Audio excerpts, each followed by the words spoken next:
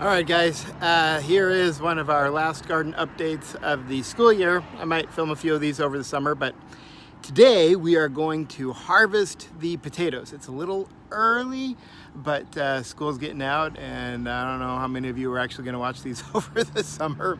So let's take a look at how we harvest potatoes. All right, so I've started harvesting a few. And we can already see there's some big differences. Even though we planted these at the same time, the blues are much smaller than the yellows and the reds. Another thing that we're noticing, or that you should notice, there are a lot more reds than there are blues or even yellows. These are all from one plant. Okay. To see how we harvest them, it's really easy. Potatoes are found in the roots, so we just go to a potato plant. Watch out for this tomato that looks like Farmer Rosalie planted. Just grab them by the base, slowly pull up the roots, and then shake them off. And the larger potatoes will just fall, and the smaller potatoes sometimes stay connected to the roots. But we can see we've got some nice potatoes. Some of them are pretty small. They could have grown a lot more, but we'll harvest them now because why not? It's the end of the school year. And we're not particularly interested in yields. Okay? So these are our potatoes from the bed. And again, notice the blues are really small compared to the yellows and the reds. The blues either take a lot longer to grow or just naturally smaller. Okay, but let's go over to the potato garden that students planted, and let's take a look at what your potatoes look like over here. The plants are much smaller. They haven't been getting as much regular water.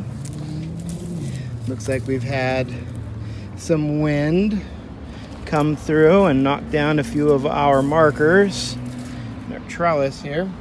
So let's take a look at what our potatoes look like here. Okay, again, we got a blue potato, smaller than most of the reds. Looks like that's it. Sometimes you might have some that break off in the soil.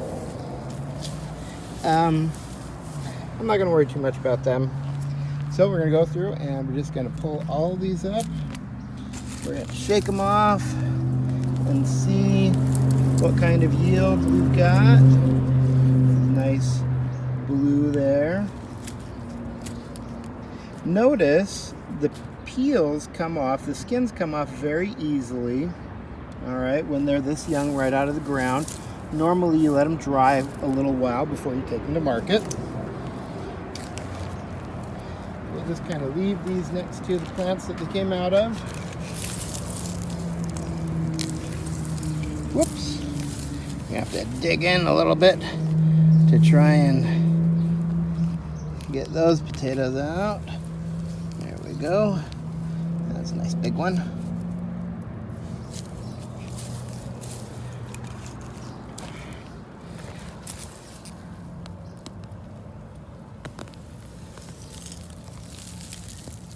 Pretty good yields here.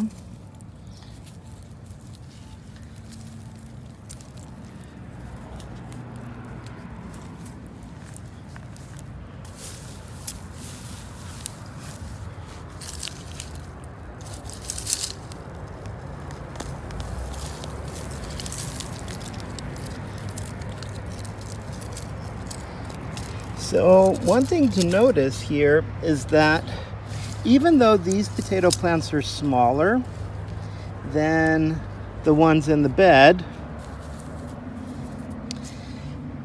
the potatoes themselves are actually larger. And part of that may just be because they've been in the ground longer. They were in the ground a couple weeks longer. We planted them a couple of weeks earlier.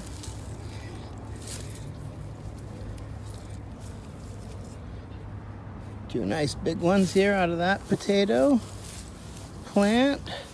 See if we missed any. Usually they come out when you pull them.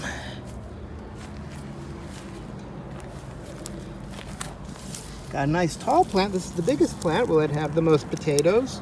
Will the potatoes be the largest? Let's see.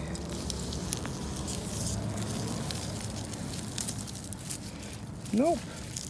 Tall plant, small potato. So, and we see this a lot actually with the blues. They will put a lot of their energy, some of them, into growing a nice big tall plant, but not so much energy into actually making the potato clone. So that's something interesting to consider. Where'd that little potato go? Rolled off somewhere here. I will find it in a minute.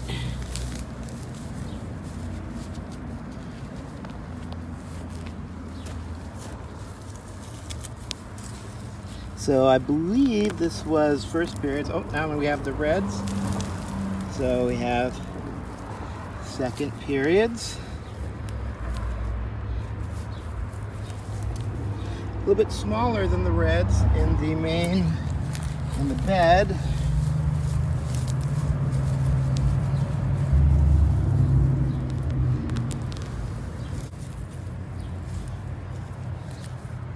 The reds are so much easier to see than the blues.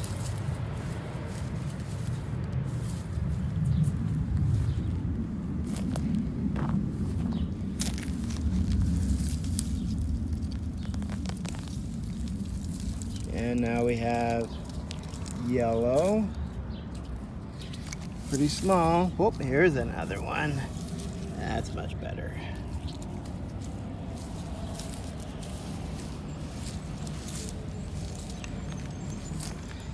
And what do we got here?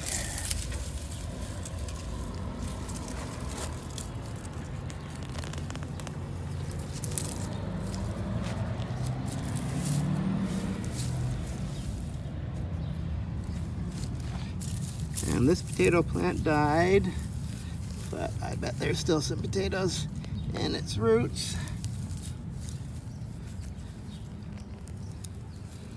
Little ones. Oh, there we go. There's a nice big one.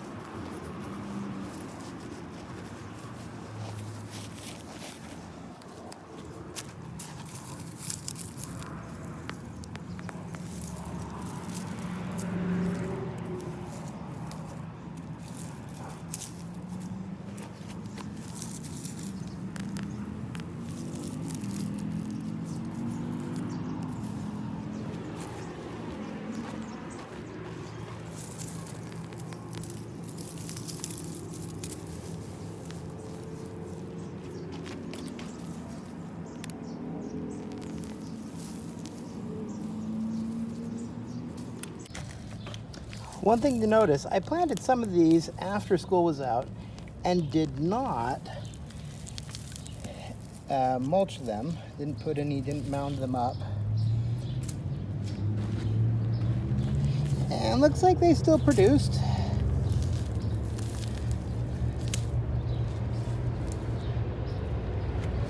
Again, we're seeing the same pattern though.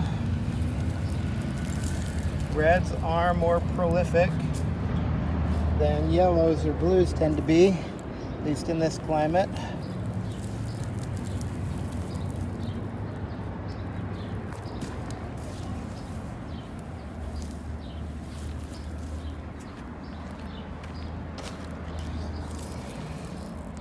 Now, some students, as we're wrapping up here, some students point out that, well, wait a minute. There's still a potato that's attached to the plant that the plant is growing from. So, for example, we look over here and we see this blue potato, but that's the mother, that's the parent potato. That's what's growing, or that's what the potato plant is growing out of. Can you harvest it? Yeah, I guess, but it's not going to be as good to eat as some of the others because it's growing a plant. Okay, so we don't typically use the parent potatoes, we typically just eat the clones. So just to walk through, this is our potato harvest, our yellows, our reds, and finally our blues. So there is our harvest. We're going to take them home, we're going to measure them, and we're going to compare the ones in the bed that was watered regularly to the one that I just came in and watered twice a week. All right. Note though, the ones in the bed I planted a couple weeks after the ones here that I only watered occasionally. So it's not a great comparison, but it's what we got. All right, let's take a look at the banana and then we'll move on to the watermelons. All right, the banana plant is looking great. We've got a lot more leaves unfurling and staying nice and green at a time. And one thing that I'm noticing right now is we've got a big wide leaf, and this is the first time we've had this big wide leaf come up. Most of the leaves have been about half as wide. Okay, and this is probably because it's warming up.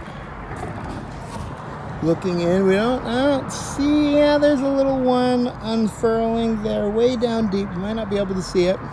Okay, as time goes on, this banana plant's just going to keep getting taller and wider.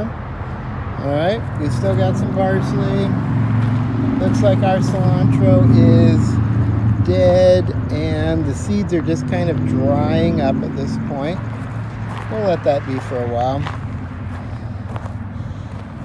We've got a nice watermelon here and it's got flowers, but, and I've checked, the flowers that it's got so far, still just males. Can't have any reproduction in a watermelon unless you have female flowers too. We've got a few more flowers coming on. Hopefully a few of them will be females. Our sunflowers are growing tall. They're looking great. The rest of our watermelons are spreading out. And they'll do this. They'll go everywhere. No female flowers yet. At least none that I could find. And notice our little black plastic experiment. Now, one thing to keep in mind about this experiment, very small sample size, right? So in the future, if we were to do this, we would have more plants without black plastic. But it sure looks like, at least preliminarily, these two watermelons without the black plastic just don't even compare at this point to the ones that did get the black plastic treatment. They're much larger when they have the black plastic. Still got our calendula. Still got our chamomile.